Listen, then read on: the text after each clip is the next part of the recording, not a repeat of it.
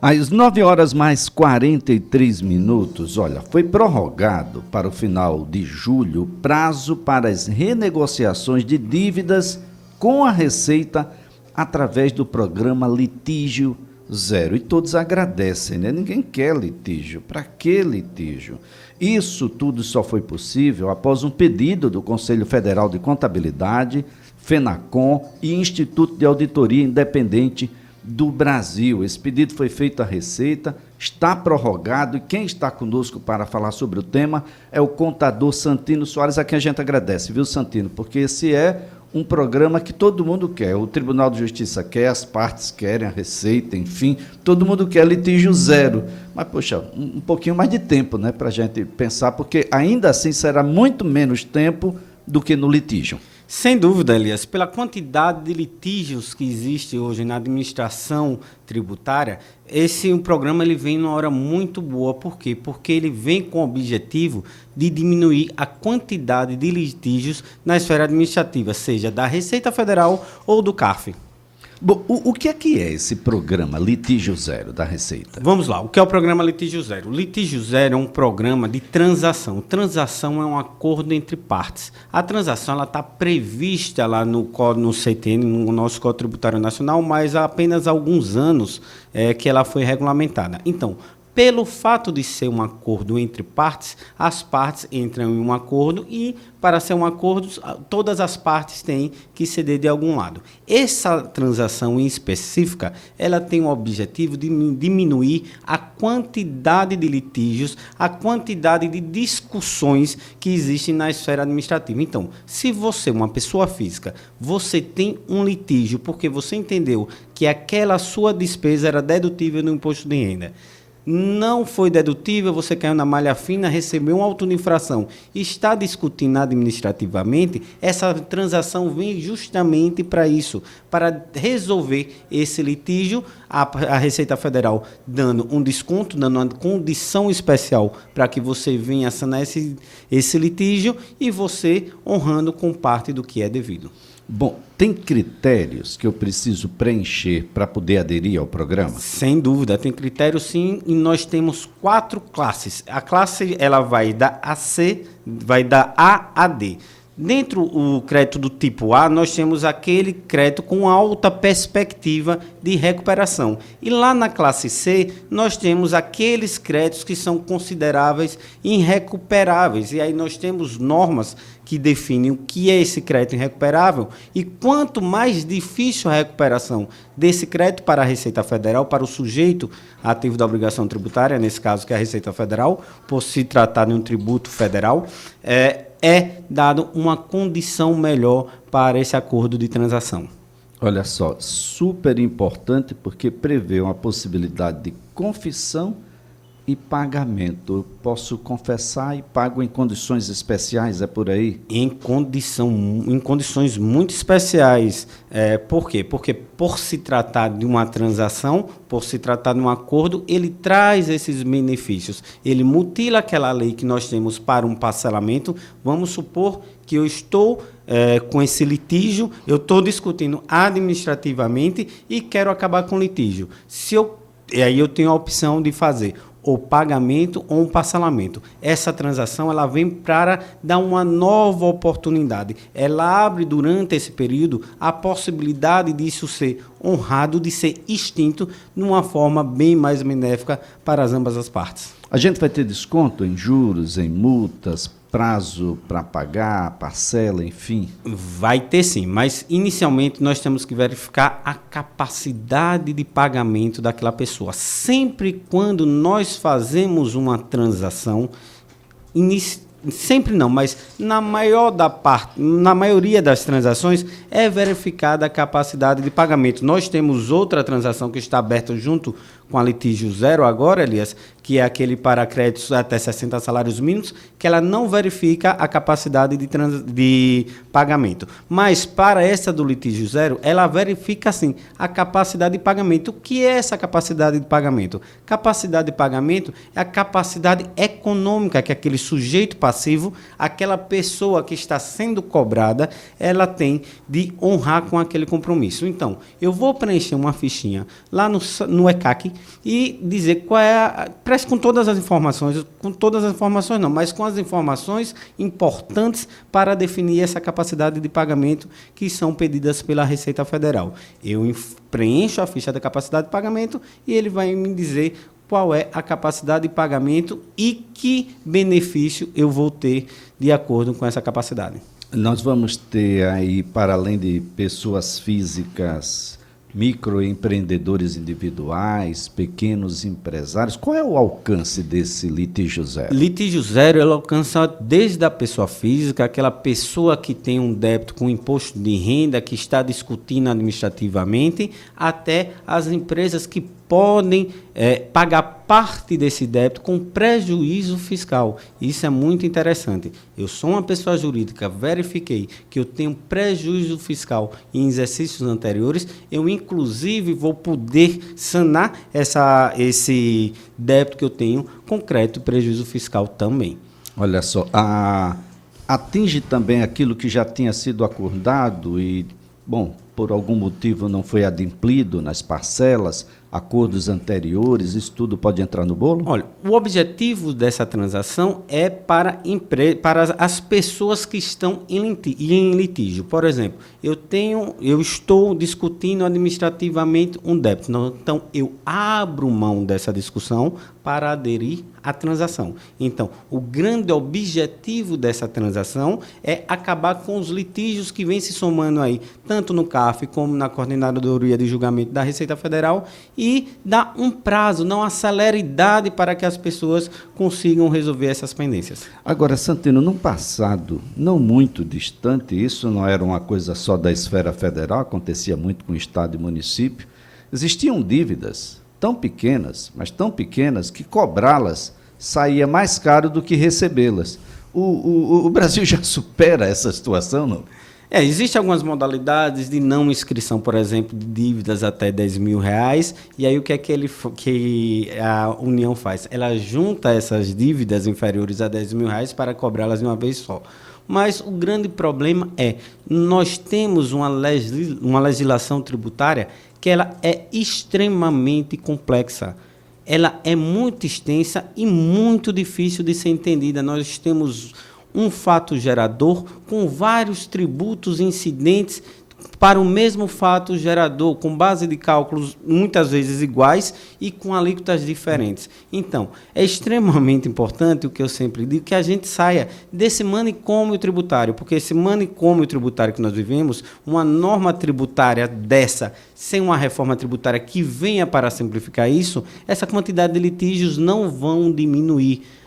Nos próximos anos, nós vamos ter novos programas de litígio zero. Por quê? Porque as pessoas vão continuar a receber multas, notificações, deixar de pagar corretamente o tributo, não por dolo, mas sim por falta de conhecimento, por falta de possibilidade da aplicação da norma tributária. Então, se é uma reforma tributária que simplifique a aplicação dessas normas, litígios vão acontecer, problemas por interpretação vão acontecer e próximos anos teremos mais programas de litígio zero, porque Receita não consegue julgar pela quantidade do volume de litígios e as pessoas estão sendo multadas muitas vezes, na maioria das vezes, pela não certeza da forma correta da aplicação da norma tributária. Olha só, você está sendo multado porque é a inversão dos valores constitucionais. Você vai ser multado para que você se defenda e prove que está certo. Então, na dúvida, eu lhe multo. E depois você prove de que deve ou não deve essa questão. Mas o fato é, esse novo prazo, qual é? O litígio zero ele começou agora dia 8 de fevereiro e ele vai até 31 de julho. Então, as pessoas ainda têm esse prazo para acabar de dançar as festas juninas e, até o 31 de julho, fazer a adesão ao litígio zero. Bom, a gente já criou uma ideia de uma certa forma, preventiva, para a gente não ter que estar em litígio todo tempo, todo ano, toda vez que o governo federal quer. Isso é possível? É possível sim, desde que você faça um planejamento tributário para que você verifique qual é a melhor forma de aplicar as regras para a sua empresa. O que é que acontece hoje, Elias? Eu abro uma empresa, eu sei qual é a atividade que ela vai exercer, eu verifico qual é o público que ele vai atingir, a mercadoria ou o serviço que ela vai prestar, mas muitas vezes eu deixo de lado que regime tributário eu devo adotar para que eu tenha um resultado melhor no exercício da minha atividade. A partir do momento que o empresário entender que o planejamento tributário ele deve ser colocado anualmente no seu calendário, ele vai ter uma série de litígios muito menor. Por quê? Porque ele vai calcular qual é o risco daquela atividade, qual é o benefício daquela opção pelo aquele regime tributário. Será que o Simples Nacional é o melhor regime tributário ou para essa atividade é o lucro real, mesmo sendo uma empresa de pequeno porte? Então, quando eu tenho essa possibilidade, quando eu tenho a capacidade de medir isso antes do exercício da minha atividade, eu tenho uma segurança maior para que eu possa exercer minha atividade fim. Eu queria que você se debruçasse um pouco mais sobre essas modalidades, para quem tem aí um contencioso administrativo, que muita gente deve estar imaginando agora, olha, como é que é isso? Em quantas vezes? Parece-me que, a depender do tipo de dívida e a depender de quem deve, a gente tem uma abordagem diferente do programa, é isso? Exatamente. Ele vai definir o que são os créditos. Primeiro, ele vai definir minha capacidade de pagamento, que nós já falamos, e a natureza do meu crédito. Então, créditos irrecuperáveis são aqueles créditos que eu vou ter um maior benefício. E o que são esses créditos que a Receita Federal, que a União entende como créditos irrecuperáveis?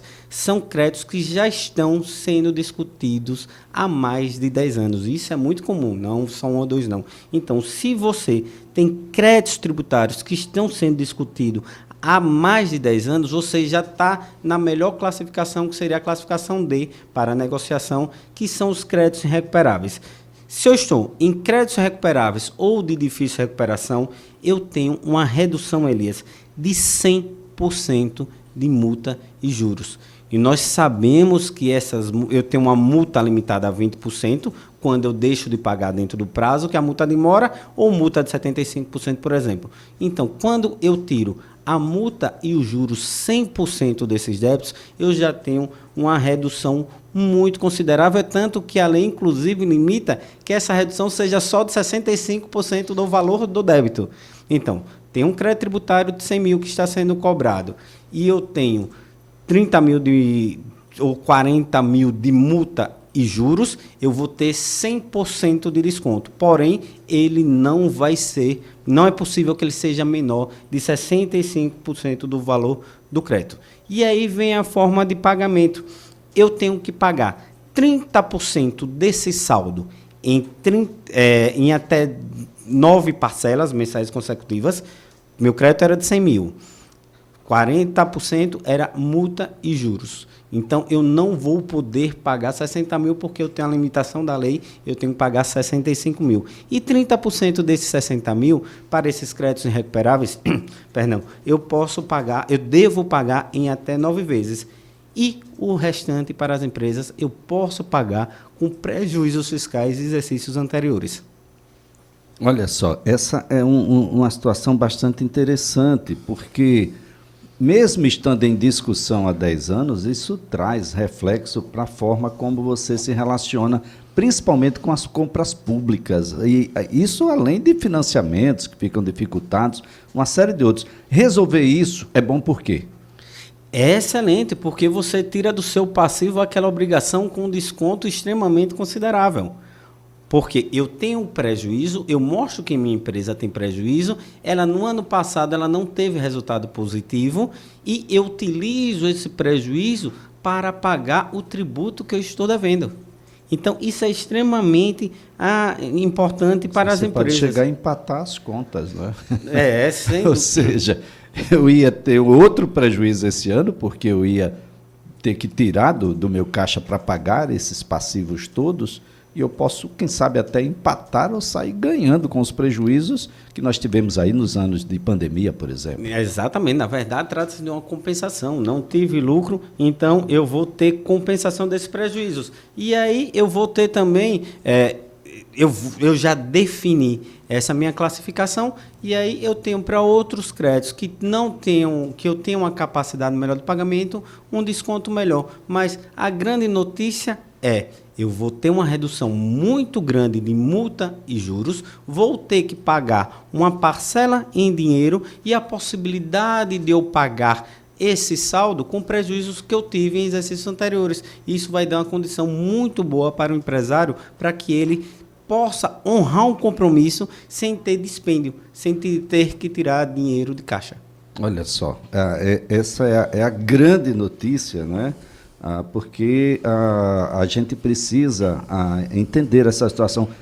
Transação para pequeno valor é possível? É possível sim, transação para pequeno valor, e em especial para as pessoas físicas. Pessoas físicas, empresas optando pelo Simples Nacional, independente da sua capacidade de pagamento, você pode transacionar pequenos valores. E o que são pequenos valores? Pequenos valores são aqueles débitos de até 60 salários mínimos. Se você tem débitos de até 60 salários mínimos, você pode sim transacionar. E de que forma é feito isso? Direto pelo ECAC, Elias. Você vai lá no ECAC, faz essa transação de pequeno valor, vai ter direito também aos descontos e aí vai poder honrar e zerar essas dívidas que você tinha com a União. Olha só, para muita gente, 60 salários mínimos é um pequeno, enorme valor. Então não é uma pequena... Pequeno a gente precisa ver, né? Pequeno porque a gente sabe das dívidas que existem, milionárias, bilionárias aí com a Receita.